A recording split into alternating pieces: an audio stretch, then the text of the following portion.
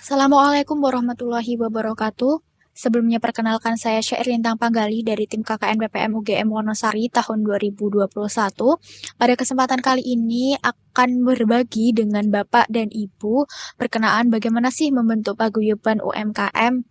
Nah, karena ini di masa pandemi, kita juga akan mencoba melihat apa sih manfaat paguyuban di masa pandemi ini. Baik, mari kita simak. Sebelum kita memasuki materi lebih dalam, kita mencoba membaca salah satu pepatah atau filosofi Jawa. Nah, kita coba baca. Guyub rukun agawe santoso. Apa artinya? Nah, guyub rukun. Ketika kita bersama, maka agawe santoso, maka terciptalah kekuatan. Nah, ketika di masa pandemi ini, masing-masing UMKM mengalami banyak kendala ketika kita mencoba semisal membuat paguyuban, maka akan terbentuk kebersamaan. Nah, ketika kita bersama, saling bahu-membahu, saling bantu-membantu, saling berbagi, maka akan agawe santoso, maka akan tercipta kekuatan. Untuk bagian pertama dari pembahasan ini yaitu kita mengenal dulu apa itu paguyuban. Nah, paguyuban itu merupakan perkumpulan yang diadakan, yang dibentuk untuk mencapai tujuan tertentu. Tentu tujuan ini adalah tujuan bersama, bukan tujuan individu, bukan tujuan perorangan. Nah, ketika ini kita sandingkan dengan UMKM, maka tujuan ini adalah tujuan bagaimana UMKM itu bisa lebih baik, UMKM itu bisa bangkit di masa pandemi, UMKM itu bisa lebih makmur, dan sebagainya. Kemudian, paguyuban ini juga bersifat kekeluargaan dengan ada kekhasan yaitu hubungan yang dekat dan erat di dalamnya. Nah, pasti di setiap paguyuban, perkumpulan, dan sebagainya itu ada aturan-aturan di dalamnya. Namun, aturan ini pastilah kita sesuaikan dengan keperluan, terutama di paguyuban ini, yaitu bersifat kekeluargaan. Menginjak ke bagian selanjutnya dari pembahasan ini, yaitu mengenal manfaat mendirikan paguyuban, terutama manfaat apa sih yang bisa kita peroleh di masa pandemi ini. Apa sih gunanya mendirikan paguyuban UMKM di masa pandemi ini? Nah, yang pertama, bisa menjadi tempat pertukaran informasi. Misal, ketika ada UMKM yang di masa pandemi ini terkendala masalah pemasarannya, misal UMKM A. Nah, ternyata UMKM B pemasarannya itu sudah baik atau bisa bangkit masa pandemi ini. Nah, adanya UMKM ini sebagai wadah, si yang UMKM-nya ini sudah berjalan baik, sudah pemasarannya sudah bagus, maka bisa berbagi informasi bagaimana cara memasarkan produk yang bagus ke UMKM A yang masih terkendala dan sebagainya. Kemudian, yang kedua, dapat tercipta hubungan baik tentu di antar pejuang UMKM ini. Dan karena ini selingkup padukuhan atau mungkin RT atau mungkin RW, nah ini juga sebagai sarana merekatkan sesama tetangga juga. Kemudian yang ketiga bisa sebagai sarana saling membantu. Nah, misal di contoh pertama tadi, di berbagi informasi itu sudah termasuk membantu. Nah, selain itu bisa juga semisal ada anggota dari paguyuban UMKM ini yang sakit atau mungkin sedang isoman. Nah, mungkin kita ada program-program. Paguyuban itu ada program-program, semisal ada sedekah setiap hari apa disisihkan, nanti kalau diperlukan bisa disumbangkan ke yang membutuhkan, misal anggota yang sedang isoman tadi, misal ada anggota yang sedang isolasi mandiri, atau dan sebagainya.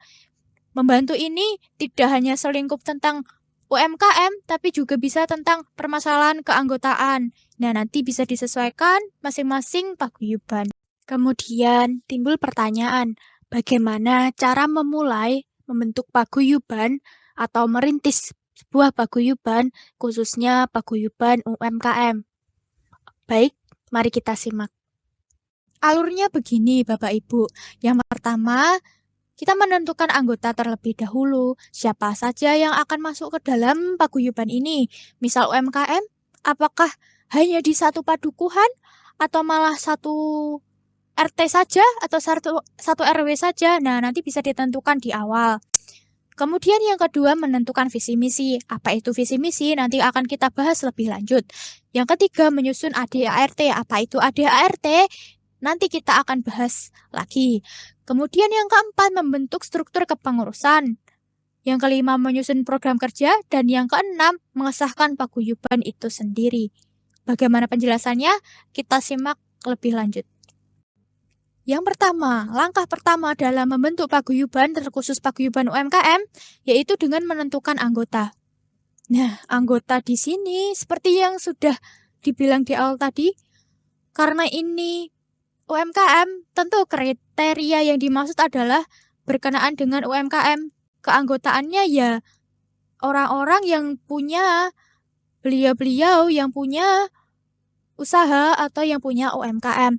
Nah, nanti bisa dibatasi apakah memang hanya per RT, per RW, atau malah satu padukuhan.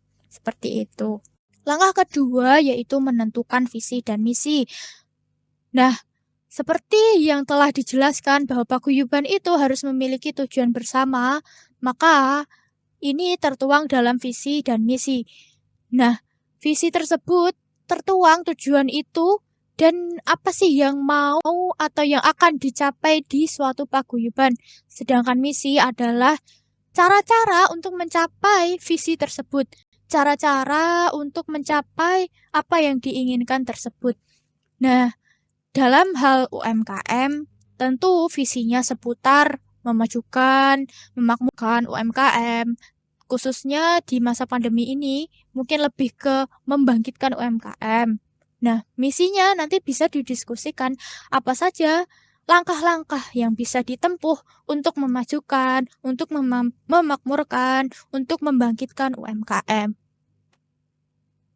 Langkah ketiga yaitu menyusun ADART. Apa itu ADART?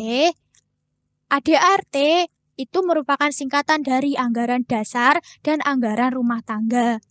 Nah, karena ini judulnya anggaran, apakah ini berkaitan dengan keuangan? Apakah ini berkaitan dengan nominal-nominal? Sebenarnya tidak. Sebenarnya tidak hanya itu. Nah, tetapi ini lebih umum lagi. Anggaran dasar dan anggaran rumah tangga itu berisi peraturan bagi paguyuban itu dalam menjalankan kegiatannya dan pedoman-pedoman lain. Sehingga anggota paguyuban dapat terikat dengan ADART ini. Tentu dalam mengikatnya karena bersifat kekeluargaan nanti disesuaikan, dirembuk bareng, didiskusikan bareng. Apa sih pedoman, apa sih peraturan yang cocok untuk diterapkan di paguyuban ini? Setelah menyusun anggaran dasar dan anggaran rumah tangga, langkah keempat dalam membuat atau membentuk paguyuban yaitu menentukan struktur kepengurusan. Ibarat kapal, tentu kapal tersebut perlu nahkoda. Nah, yang pertama, struktur kepengurusan itu tentu ada ketua. Kemudian ada wakil, sekretaris, bendahara, itu yang pokok. Nah, ketika ketua berhalangan, tentu yang menggantikan menahkodai kapal itu harus ada wakilnya. Kemudian mencatat keadministrasian tentu ada sekretaris yang mengatur atau mengelola dana, keuangan, tentu perlu adanya bendahara.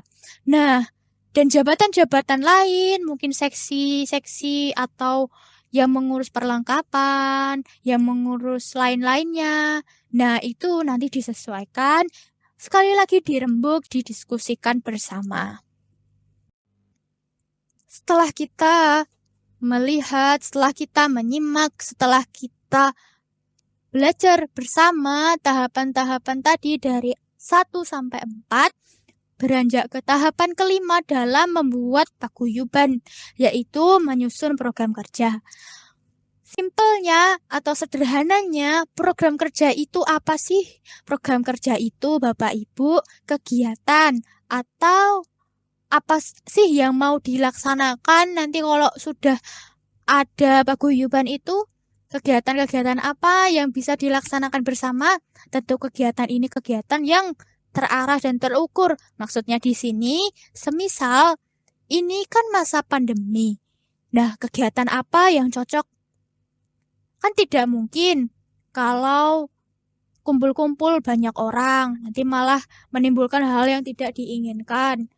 Bisa mungkin ditempuh dengan membuat grup WhatsApp, kemudian berbagi informasinya lewat grup WhatsApp, dan sebagainya. Nanti bisa dirembuk, bisa didiskusikan bersama, apa sih kegiatan yang cocok di masa pandemi ini. Yang keenam, Bapak Ibu, dan ini menjadi langkah terakhir dalam membentuk paguyuban, yaitu perlu adanya pengesahan paguyuban itu sendiri. Ya mungkin tidak terlalu formal, tidak mengapa, tapi perlulah kita memberitahu atau mengabari Pak Duko, Bapak Kepala Duko, atau Bapak RT, Bapak RW, kalau kita ini paguyuban UMKM berdiri, Bapak Ibu Kepala Duko, Bapak Ibu RT, Bapak Ibu RW, maka mohon nanti semisal ada keperluan administrasi, nah minta tolong dibantu dan sebagainya. Yang penting kita berkomunikasi, mengkomunikasikan dengan perangkat desa. Kalau beliau-beliau yang ada di UMKM, penggiat atau pejuang UMKM ini mau mendirikan paguyuban gitu. Jadi tidak harus yang formal, harus ada surat apa, harus ada surat apa. Nah, nanti penting dikomunikasikan dengan Bapak Duko atau Bapak RT, Bapak RW. Nah, semisal ada perlu atau memerlukan surat-surat, maka ya kita usahakan untuk memenuhi. Nah, ini untuk referensi saja Bapak Ibu dari materi-materi atau bahan-bahan yang saya sampaikan tadi. Alhamdulillah Bapak Ibu sudah selesai apa yang saya sampaikan terkait paguyuban UMKM khususnya di masa pandemi, semoga dapat bermanfaat. Matur nuwun kawigatosanipun. Semoga UMKM Ibu Bapak sekalian bisa diberikan kemudahan kelancaran walaupun di tengah pandemi ini. Pangapunten sedaya kalepatan kula. Wassalamualaikum warahmatullahi wabarakatuh.